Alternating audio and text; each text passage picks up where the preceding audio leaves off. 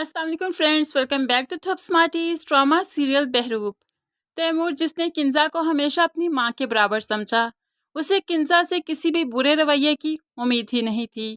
आज किंजा ने जल्दी से अपना फैसला सुना दिया कि फलक को इस घर से निकाल दो, वरना तुम भी निकल जाओ।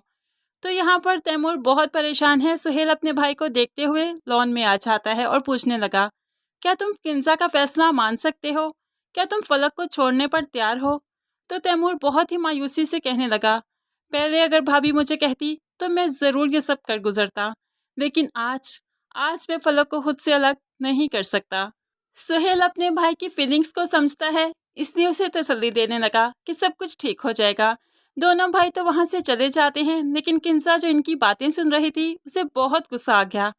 थोड़ी देर के बाद ही बच्चों ने जब जिद की चची के साथ खेलने की, तो चची फलक भी उनके साथ खेलने लगी, हंसने लगी, मुस्कुराने लगी। लेकिन किंजा से उसकी ये हंसी कहाँ बर्दाश्त होती है।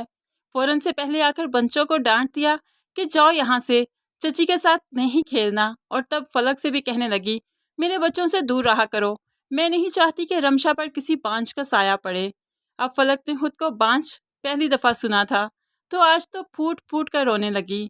अब ये ड्रामा है तो जाहिर सी बात है ड्रामे की तरह ही चलेगा।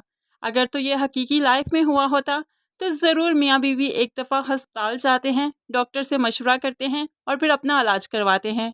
और ऐसे अगर तैमूर और फलक भी चाहते तो उन पर किंजा की हकीकत खुल जाती कि फलक बांझ नहीं है, बल्कि ये तो किंजा का अपना फैसला है, उसका अपना खेल है कि वो झूठ बोल रही है। सोनिया जो आसम के नाम की उम्मीद लगाए बैठी है कि एक दिन उससे निकाह करेगी, लेकिन आसिम अब भला जूबी को कैसे छोड़ेगा। बेशक जूबी अपने बाप की मौत का जिम्मेदार आसिम को समझती है, क्योंकि आसिम ना ही सोनिया के साथ चक्कर चलाता, ना वो मंगनी के दिन उसकी मंगनी तोड़ता, और ना ही ये सब कुछ होता कि उसका बाप इस दुनिया से, इस सदमे से चल बसता। अब यहाँ पर वो आसिम से बहुत नफरत करती है, लेकिन धीरे ही धीरे इनमें मोहब्बत भी होगी और वो जूबी को ही अपनाएगा, ना कि सोनिया को।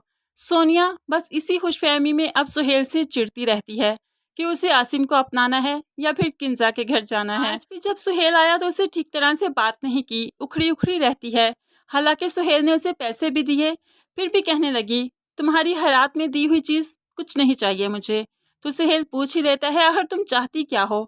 तो यहाँ पर या तो वो गाड़ी का मुतालबा फिर से करेगी कि मुझे गाड़ी देकर दो, नहीं तो यहाँ पर मत आया करो, मुझे तलाक दे दो, क्योंकि अगर तुम मेरी ज़रूरतें पूरी नहीं कर सकते तो मुझे छोड़ दो।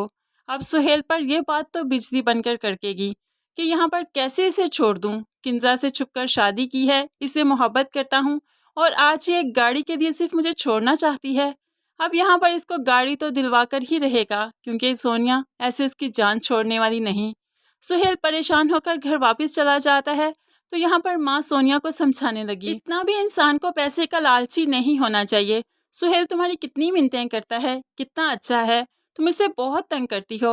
तो अब ये सोनिया बगैर कोई लिहाज की अपनी माँ पर भड़कने लगी, ये सब कुछ अम्मा मैंने तुमसे सीखा है, वैसे बुरा ना मनाना, तुमने ही मुझे सिखाया है पैसे का लेन देन करना, पैसों के दिए रिश्तों को बेचना। अब यहाँ पर जो फलक को किंजा के हाथों 8 लाख में बेचा था इसकी माँ ने, इसने वो ताना अपनी माँ के मुंह पर आज मार ही दिया। लेकिन फ्रेंड्स, अगर किंजा गुनहगार है, अगर किंजा सबके साथ बुरा कर रही है, तो अच्छा तो सोनिया भी नहीं कर रही। अगर किंजा का अंजाम बुरा होना चाहिए तो बुरा तो सोनिया का भी होना चाहिए, क्योंकि वो भी तो आसिम को और सुहेल दोनों को ही धोखे में रखे हुए है।